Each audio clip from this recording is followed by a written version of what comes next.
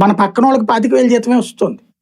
మనం మన పిల్లల్ని గవర్నమెంట్ స్కూల్కి పంపిస్తే డబ్బులు ఏడాన పోసుకుంటారా, గవర్నమెంట్ స్కూల్లో పంపించుకోవడం ఎందుకు, మంచి స్కూల్లో పంపించుకోవచ్చుగా అని మాట్లాడే ఇరుగు పొరుగు ఉంది. గవర్నమెంట్ స్కూల్ అంటే అదేదో అసమర్థత అనేటటువంటి స్టేజ్లో ఉంది.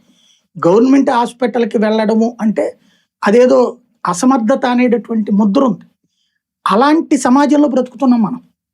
ఇలాంటి సమాజంలో ఇవాళ బిడ్డల్ని ఎక్కువ మందిని కంటే నువ్వు చచ్చినట్టు అక్కడ ఇక ప్రైవేటు లేకపోతే వాళ్ళకి కావాల్సిన ఎడ్యుకేషన్, వాళ్ళకి కావాల్సిన మెడికేర్ ఇవ్వడం నీ వల్ల కాదు. దానికి తోడు ఇవాళ తిండి వల్ల ఇవాళ బిడ్డల్ని ఎక్కువగా కనే ఓపిక లేదు. ఇదివరకటి రోజుల్లో సహజ కాన్పులు ఎక్కువయ్యాయి. అప్పట్లో దాన్ని ఏమంటారు, ఇళ్ల దగ్గరకు వచ్చి చేసేవాళ్ళు కాన్పులు.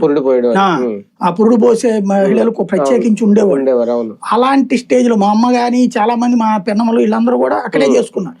తర్వాత ఇప్పుడు హాస్పిటల్కి వెళ్తున్నారు. అంటే ఇక్కడ క్రమంగా హాస్పిటల్కి ఇవాళ డెలివరీకి ఇప్పుడు నేను హాస్పిటల్లో డెలివరీ దానికి వచ్చేటప్పటికి ఆ ఖర్చు తట్టుకోవడానికి నానా తిప్పబడాల్సి వచ్చింది. ఇంట్లో మెళ్ళని కూడా అమ్ముకోవాల్సినటువంటి పరిస్థితులు వచ్చింది. ఇవాళకి వచ్చేటప్పటికి మీకు మినిమం 2 లక్షలు లేకపోతే డెలివరీ లేదు. మినిమం 2 లక్షల రూపాయలు.